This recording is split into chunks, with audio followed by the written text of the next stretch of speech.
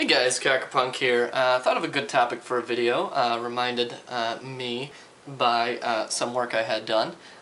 This video is going to be on custom work, what to expect, and what's interesting, and it'll also be nananabooboo, I have cool guns. So, nananabooboo, I have cool guns. The new, most recent one is I have a classic RT Automag. You guys have seen that a few times on the show. One of the problems with the classic RTs is, well, one of the cool things about them is they're unique. They're not modular like any other Automag. So, but the downside of that is the body, which is obviously about that much longer than a classic Automag body, covers the valve. So it's a unique system that no other Automag has. And so you're pretty much stuck with either this or the European high-rise version of power feed. All of which require an elbow, all of which are kind of annoying, even though you got this really cool machine gunny looking front end, and it's a classic RT, so it's just a cool gun by default. Well, this guy, I'll put his name here in like an annotation if he wants me to advertise. I don't know if he wants me to, but I'll put him in here. Suffice to say his first name's Mike, so that's what I'm going to call him, Mike. Not to be confused with Mike Phillips. Built me this. This is a classic RT body that the power feed has been pulled off, filled in with weld, and then a Ego style feed neck mod has been performed on it. So it is a vertical feed twist lock original RT Automag now. And I have to say I absolutely love it. It gets rid of the one problem I had with this gun. In every other way, this gun is awesome. You can see it's almost as short as like a modern gun now, because you know, the Automags itself, they aren't very tall. Obviously the sight profile is fixed. It's now 50-50 again. No dealing with plastic elbows, clamping feed neck. I can put my nice fast motorized loaders on there without any trouble at all. Not have to worry about breaking or cracking elbows. It's just absolutely awesome. I love it, and I think this gun is my new favorite because of it. So that's my nananabooboo. I have cool guns. Of course, I still have the matching, you know, match anode sight rail. That's actually the coolest thing about this gun is this. This is a very rare factory ano called Red Smear. So I have all the matching red smear parts for it, and it has this vertical feed body, which I'm absolutely in love with. It's awesome. This gun was one of my favorite to shoot, but it's always an annoyance to have to use an elbow. Now I don't have to do that. I think it's going to be my go-to mechanical gun now because that's just perfect. Can't ask for anything better than that. So, yep. Now on to the custom guns or custom gun parts bit. I'm not talking about custom parts like a Tech T part or something like that. I'm talking about custom work. When you go out and you pay just one guy, you know, to make a one-off in his garage of some sort of thing. I've been on both sides of this. I, you know, used to build these fuzzards, fuzzard modded Phantoms, so I've built custom parts before. I've done other custom work like half blocks and the like, and you know, so I know what it is like to be you know, the producer, and obviously I'm a customer. You saw my previous gun. This gun was custom built or has a lot of custom parts on it. This is a different 90-degree frame before the Rain Man frames came out, and this has an integrated notice there's no block here.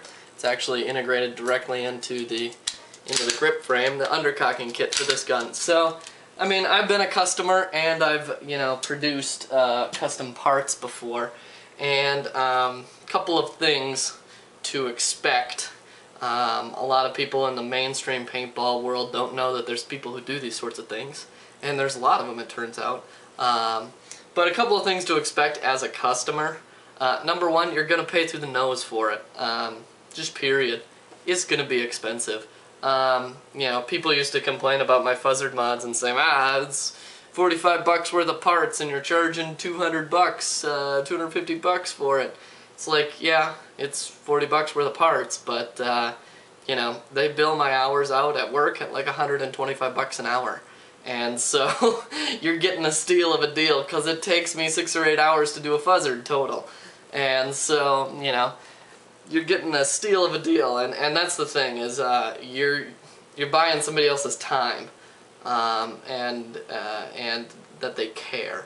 Also, I wouldn't argue about price with somebody who's doing custom work because they are far less inclined to, you know, finish up the little details and make sure surface finishes are good and like there's a lot of detail fitting work like that if you bartered him down 35 bucks or whatever, he's gonna be like, yeah, okay, well, this guy, whatever. You know, it just happens. I've done it. Everybody's done it. The other thing is it's gonna take longer than you think, than even he quotes you probably. Again, you're just using up some guy's time, and he might be more driven to work on his own stuff, but you know, most people don't have a custom paintball shop as their job. So they got their job, they play paintball, obviously, and you know, they got their own things going on. Who knows, maybe they're fighting with their wife, or their kid's acting up in school, or maybe it's finals week and they're a college kid. And so, you know, if he says it's going to take a month, it's going to take 3 months. If he says it's going to take 3 months, it's going to take 6 months. That's just how you know, the cookie crumbles. And so don't be mad when it gets delayed, because it's going to get delayed. Now, all of that being said, I'm just going to grab this because it's delicious and makes me happy deep down inside. All of that being said, there are some famous custom shops that have gone belly up and scammed people out of a lot of money before. And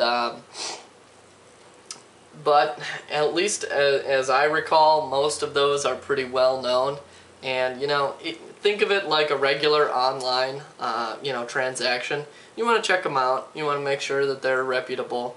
You know, most custom shops have not just like a feedback thread, but, you know, they have prominent customers that you can go and talk to and stuff like that. And, you know, it's an online transaction, so be smart about it.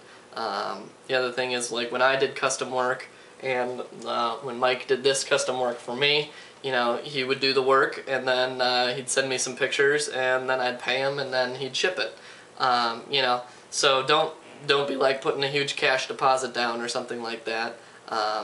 You know, maybe if it's something, maybe if you want him to build you like a huge gun or something like that, then maybe you'll have to do a deposit. But just be smart about your money, and you know, when he delays, and I say when again, don't automatically run to scammer unless you have other signs that he's a scammer. So, you know, just be smart about it, the same as any online deal. But remember, you're going to pay through the nose for it, and, you know, pay his asking price. Don't barter him down too much, because, you know, the guy, this is just what he does in his spare time, and if you want him to care about you, you just pay him what he wants. And then, you know, it's going to take a long time. So, those are my advices on custom work. There's still some good custom shops that are going on M. Carter Brown and automakes.org and a few other of those kind of more fringe websites. Not less trafficked websites, how about that? And stuff like that. But, you know, custom work is really cool because you get, you know, really great guns that are really unique, you know. This is a one-of-a-kind in the world gun, and woo, every time wow! Yep.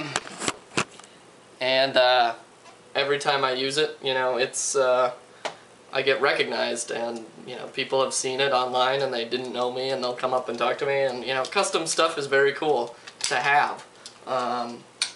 But, you know, you pay to the nose for it. This is a unique piece. This is more of a functional than an art form piece, but I'm very happy to have it regardless. So, sorry about the camera drop there, but everybody knows I do these in one take, so good luck.